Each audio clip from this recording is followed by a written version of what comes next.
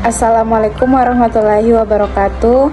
Perkenalkan, nama saya Nur Fadilah, NIM 2021030082. Kali ini saya akan memaparkan review jurnal mengenai pengukuran kinerja berbasis balance scorecard. Baik, judul jurnal yaitu Jurnal International Balance Scorecard Based Hospital Performance Measurement Framework Performance Construct Development Approach, atau kerangka pengukuran kinerja berbasis balance scorecard dengan pendekatan pengembangan konstruksi kinerja. Sedangkan judul jurnal nasional adalah Analisis Penerapan Balance Scorecard sebagai metode pengukuran kinerja pada Rumah Sakit Umum Elia Binjai. Selanjutnya adalah latar belakang pada jurnal internasional, yaitu seiring berjalannya waktu, para manajer menyadari bahwa tidak ada satu ukuran pun yang dapat memberikan target kinerja yang jelas atau memusatkan perhatian pada bidang-bidang penting dalam bisnis. Manajer menginginkan presentasi yang seimbang antara ukuran keuangan dan operasional. Pengukuran kinerja organisasi sangat penting karena menentukan kemampuan mereka dalam mengelola efisiensi, efektivitas, nilai pelanggan, dan daya saing. Kinerja suatu organisasi merupakan konstruksi fundamental dalam manajemen strategis. Sedangkan latar belakang pada jurnal nasional yaitu pengukuran kinerja atau disebut dengan penilaian merupakan salah satu faktor yang sangat penting dalam perusahaan. Selain digunakan untuk menilai suatu keberhasilan perusahaan, pengukuran kinerja juga dapat digunakan sebagai dasar untuk menentukan sistem imbalan di dalam perusahaan. Misalnya, untuk membantu menentukan tingkat gaji karyawan maupun reward yang layak. Pihak manajemen juga dapat menggunakan pengukuran kinerja perusahaan sebagai alat untuk mengevaluasi periode yang lalu. Selanjutnya adalah tujuan penelitian, di mana pada jurnal nasional tujuan penelitiannya yaitu untuk mengetahui bagaimana kinerja rumah sakit saat menggunakan balance scorecard. Sedangkan tujuan penelitian pada jurnal internasional yaitu untuk membangun dan memvalidasi kerangka kinerja rumah sakit berbasis balance scorecard. Selain 4 perspektif awal, kualitas pelayanan ditambahkan sebagai perspektif untuk kartu skor rumah sakit yang seimbang. Hal ini mencerminkan salah satu tujuan strategi utama dalam organisasi layanan kesehatan manapun. Selanjutnya adalah perbandingan 4 perspektif yang digunakan antara jurnal nasional dan jurnal internasional, di mana pada jurnal nasional menggunakan 4 perspektif, yaitu keuangan, pelanggan, proses bisnis internal, dan perspektif pertumbuhan dan pembelajaran. Yang pertama adalah perspektif keuangan. Hal ini berkaitan dengan bagaimana pemegang saham melihat organisasi seperti laba atas penjualan, laba atas investasi, pendapatan operasional, dan bagaimana pertumbuhan penjualan. Kemudian yang kedua, perspektif pelanggan.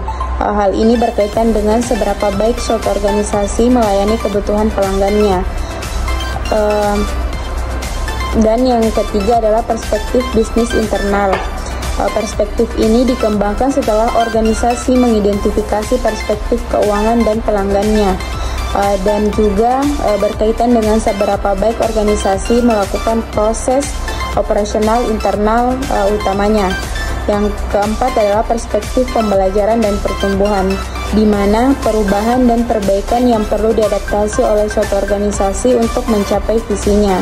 Perspektif ini berkaitan dengan aset tidak berwujud organisasi dan kemampuan untuk unggul di masa depan seperti kepuasan, motivasi, dan bagaimana pemberdayaan karyawan. Sedangkan pada jurnal internasional yaitu menggunakan 5 perspektif dengan menambahkan perspektif kualitas pelayanan dari segi dimensi yang berbeda. 4 perspektif asli ini dianggap cocok untuk lingkungan rumah sakit, tetapi dengan menambahkan perspektif kualitas pelayanan dari segi dimensi yang berbeda, maka BSC ini dapat mencapai kelengkapan yang dibutuhkan. Karena dalam layanan kesehatan, kualitas pelayanan merupakan hal penting bagi penyedia layanan untuk membantu mereka memahami bagaimana meningkatkan kualitas perawatan yang akhirnya akan berdampak pada hasil pengobatan pasien. Kemudian hasil penelitian dari jurnal nasional di mana pada perspektif keuangan menggunakan tolak ukur value for money yang dikembangkan oleh Mardiasmo yang terdiri dari rasio ekonomi, efisiensi, dan efektivitas. Kemudian yang kedua perspektif pelanggan, di mana kinerja dari rumah sakit pada perspektif pelanggan diukur dengan menggunakan tolak ukur kepuasan pelanggan, retensi pelanggan, dan akuisisi pasien. Yang ketiga adalah perspektif proses bisnis internal dengan mengukur BOR, BTO, TOI, AFLOS, dan GDR. Sedangkan pada perspektif pembelajaran dan pertumbuhan menggunakan indikator tingkat retensi karyawan dan pelatihan karyawan pada tahun 2019 sampai tahun 2021 yang dinyatakan sudah baik. Hal ini terlihat dari cara rumah sakit mempertahankan setiap karyawan dan memberikan pelatihan kepada karyawan guna meningkatkan kapasitas yang baik. Selanjutnya adalah kesimpulan jurnal internasional, di mana kerangka kinerja 5 dimensi berbasis BSC ini memenuhi persyaratan statistik dan logis yang diadopsi untuk mengukur dan meningkatkan kinerja rumah sakit. Kontribusi utama dari pekerjaan ini adalah pengembangan kerangka pengukuran kinerja yang komprehensif dan tervalidasi secara empiris yang memiliki orientasi seimbang tingkat tinggi untuk memungkinkan rumah sakit memenuhi kebutuhan dan harapan berbagai pemangku kepentingan. Selain itu, fokus pada keterpusatan pada pasien sejalan dengan nilai-nilai sistem perawatan kesehatan modern.